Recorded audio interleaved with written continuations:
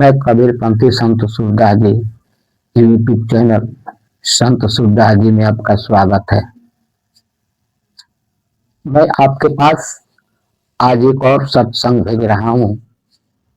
मेरे सत्संग का एक शेयर, एक लाइक जरूर कीजिएगा ताकि सत्संग घर घर पहुंचे और घर घर में बच्चों का ज्ञान मिले, ये ज्ञान सबका मिले।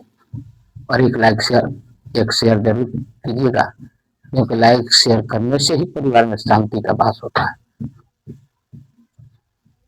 परमात्मा जी का प्रसाद क्या है? परमात्मा जी क्या चीज का भूखे हैं, ये जानना जरूरी है। परमात्मा जी का प्रकाश मन है, मन चढ़ाइए। और परमात्मा जी प्रेम का भूखा है, प्रेम से ही परमात्मा जी के पाओगे।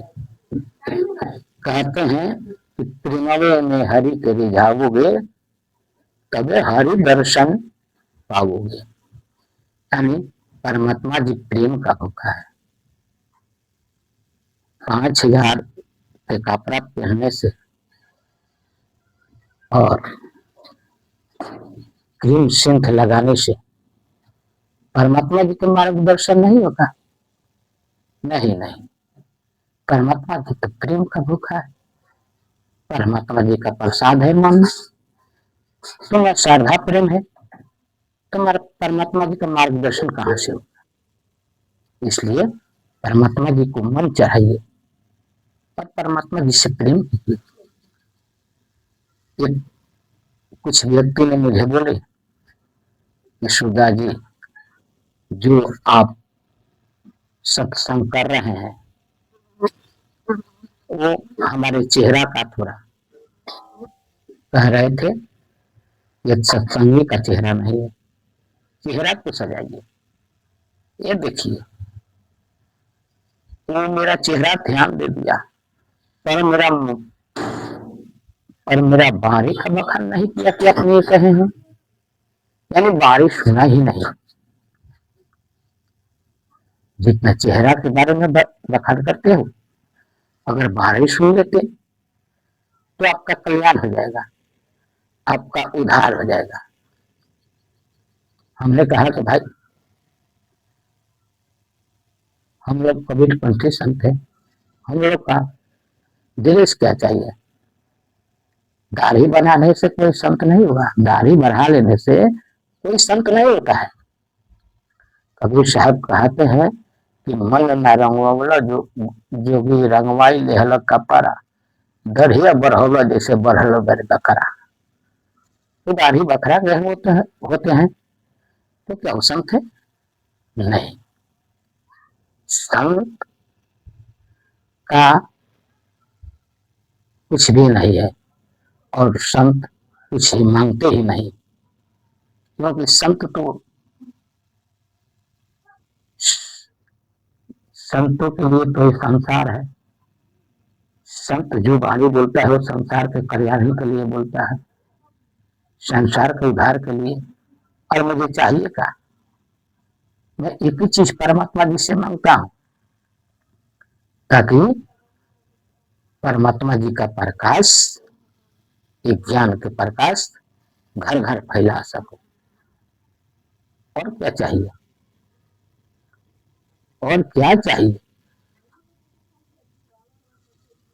धोती कुर्ता टीका फंदा करने वाला कभी संत होता है? वो कभी संत हो ही नहीं सकते।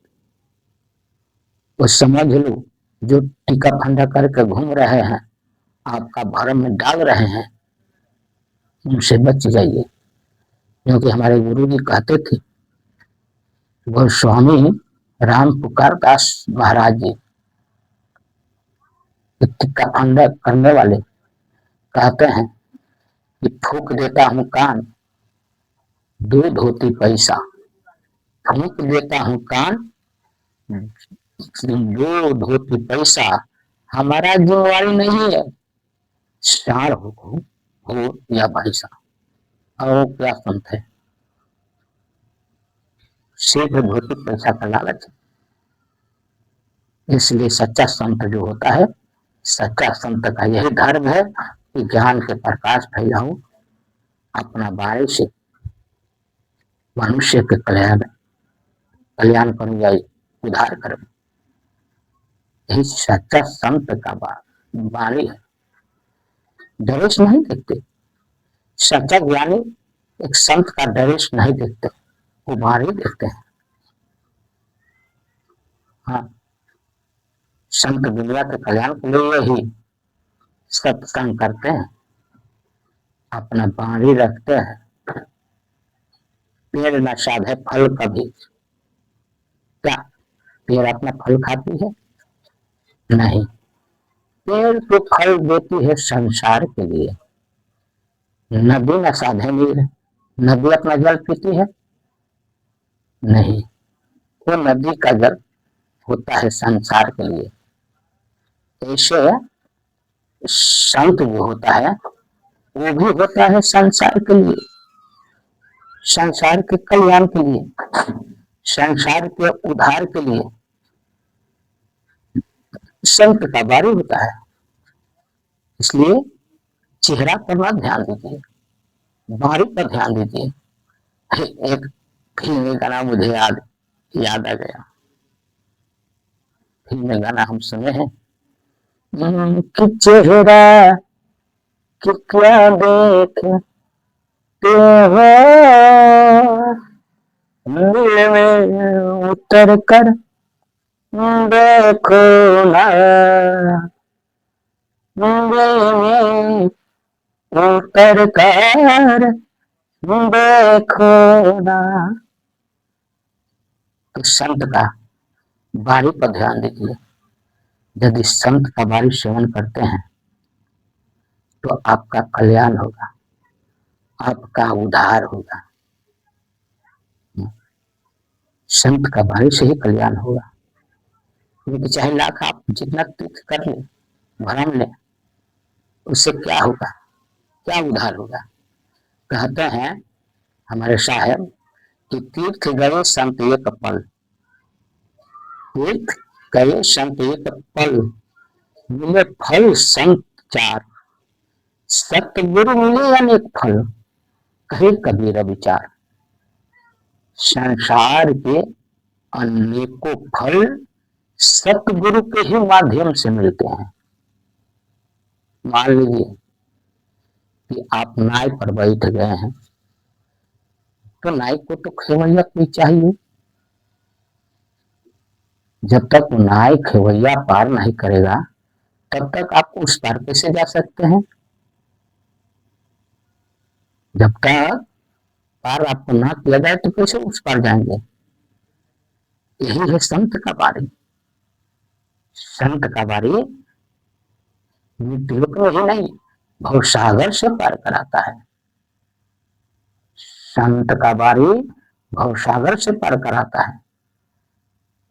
पर आप संगत कीजिए संत की, सत्संग सुनिए, आपका कल्याण होगा, आपका उद्धार होगा। मनुष्य देखता है क्या? चिकन, चिकन भोजन करता है। आजकल तो मनुष्य को भोजन करने का ही तरीका नहीं है।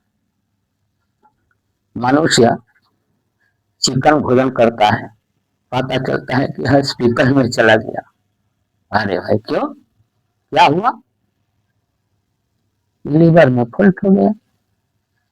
लो खाओगे चिकन तो लीवर में फॉल्ट होगा ही। इसलिए कहते हैं और रुखर खाइए, रुखर, रुखर खाने से लीवर का ही कचरा साफ हो जाएगा।